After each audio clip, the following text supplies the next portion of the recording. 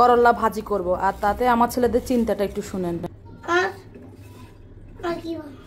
একটু আগে যে চিন্তায় পড়ে গিয়েছিল করলা ছাড়া আমি কি বানাবো সেই দেখেন, আমি যখন বানিয়ে একটা খেতে দিলাম তারপর আমাকে না দেখিয়েই খাওয়া শুরু করেছে।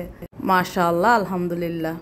গত কয়েকদিন ধরেই তো তারা অসুস্থ, ভাবলাম যে তিতা করলা ভাজি করলে এমনিতে ওরা খেতে চাইবে না, জ্বরের মুখ তো এমনি তিতা হয়ে থাকে, তার মধ্যে যদি আবার তিতা করলা রান্না করি তাও খাবে না। এর মধ্যে 4টা তিতা করলা এনেছে, 2টাই নষ্ট হয়ে গিয়েছে। এই 2টা যদি আজকে না করি এই 2টাও নষ্ট হয়ে যাবে। নষ্ট না করে একটু ভিন্নভাবে করার চেষ্টা করছি, এতে করে ওরাও হয়তো বা মজা করে খাবে। বাচ্চাদেরকে খাওয়ানোর জন্য মায়েদের কত চিন্তা, তাই না? আমার মনে হয় সব মায়েদেরই একই অবস্থা। বাসায় অন্য তেমন কোনো সবজিও ছিল না যে সেটা রান্না করব, আবার একদম না খেয়ে রাখলেও তো তারা দুর্বল হয়ে যাবে। আর আমি তিতা করলাগুলোকে হলুদ, লবণ, মরিচ সব কিছু ভালো করে মাখিয়ে নিচ্ছি। একটু মোটা মোটা করে কেটেছি, দেখতে পাচ্ছেন। কাটার পরে মাঝখান থেকে যে বিচির অংশটা সেটা ফেলে দিয়েছি। আমি অল্প করে নিয়েছি, কারণ বাসায় তখন আমরা 3 জন, 2 বাচ্চা আর আমি। বেশি রান্না করলে যদি খাওয়া না যায় এজন্য কম করে করছি। আর এটা গরম গরম খেতে বেশি মজা লাগবে যেহেতু তিতা করলা। এরপরে যখন মশলাগুলো মাখিয়ে নিয়েছি তারপরে আমি আন্দাজ করে 1 মুঠের মতো চালের গুঁড়া দিয়েছি। হাতের কাছে চালের গুঁড়া না থাকলে আপনি বেসন বা ময়দা দিয়েও করতে পারবেন, তবে চালের গুঁড়া দিয়ে করলে আমার মনে হয় বেশি ক্রিস্পি হবে। আমি সবগুলো উপকরণ খুব ভালো করে মাখিয়ে নিয়েছি, দেখতেই পাচ্ছেন কতটা মোটা রেখেছি, একটু দেখিয়ে দিচ্ছি। আর এরকম করে কোট করেছি। এটা আবার অনেকে ভাবতে পারেন যে বেসনের গোলা বা কোনো কিছুতে ডুবিয়ে করা যাবে কিনা, সেটা করলে আপনার করলাটা কিন্তু ভিতর থেকে ক্রিস্পি হবে না, সিদ্ধ হবে হয়তো কিন্তু ক্রিস্পি না হলে তিতা ভাবটা যাবে না। যে কারণে উপর থেকে হালকা করে চালের গুঁড়া আর মশলার কোটটা করে নিয়েছি।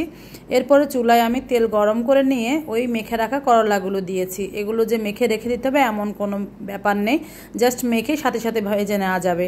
আর তিতা করলাটা অবশ্যই আস্ত ধুয়ে নিতে হবে, তারপরে কাটতে হবে। এই কয়েকটা টিপস ফলো করলে এই ভাজিটা অনেক মজা হবে। বাড়তি কোনো মশলার প্রয়োজন নেই, একদম ঘরে থাকা নর্মাল যে উপকরণগুলো সেগুলো দিয়ে তিতা করলার মজার একটা রেসিপি। কে কে এভাবে আগে খেয়েছেন অবশ্যই কমেন্টে জানাবেন। একটা সময় তিতা করলা কিন্তু আমার একদমই পছন্দের ছিল না, কিন্তু এখন খেতে ভালোই লাগে। এই তিতা করলাটা আপনি সাদা ভাত, পোলাও সবকিছুর সাথে পরিবেশন করতে পারবেন।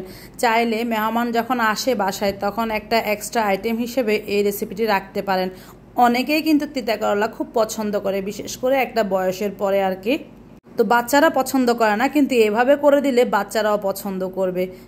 আর বিশ্বাস করবেন কি না জানি না, এই করলা ভাজিটা একদমই তিতা লাগেনি। একদম মানে ফ্রেঞ্চ ফ্রাই যেমন খেতে লাগে আমার কাছে ঠিক তেমনটাই লেগেছে, আমার বাচ্চাদের কাছেও লাগেনি।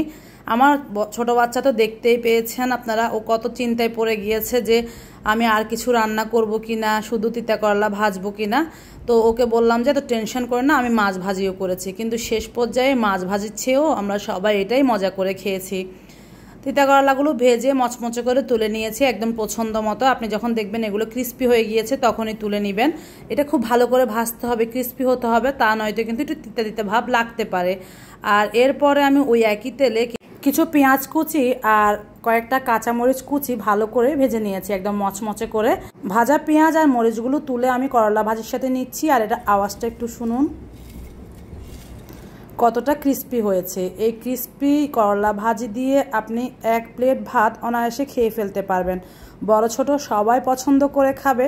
আজকের এই রেসিপিটা আপনাদের কাছে কেমন লেগেছে অবশ্যই জানাবেন। তাকে একটা খেতে দিয়েছিলাম, এরপর আমাকে না বলে নিজের মতোই খাচ্ছে, আবার বলছে সস দিয়ে খেতে অনেক মজা হবে।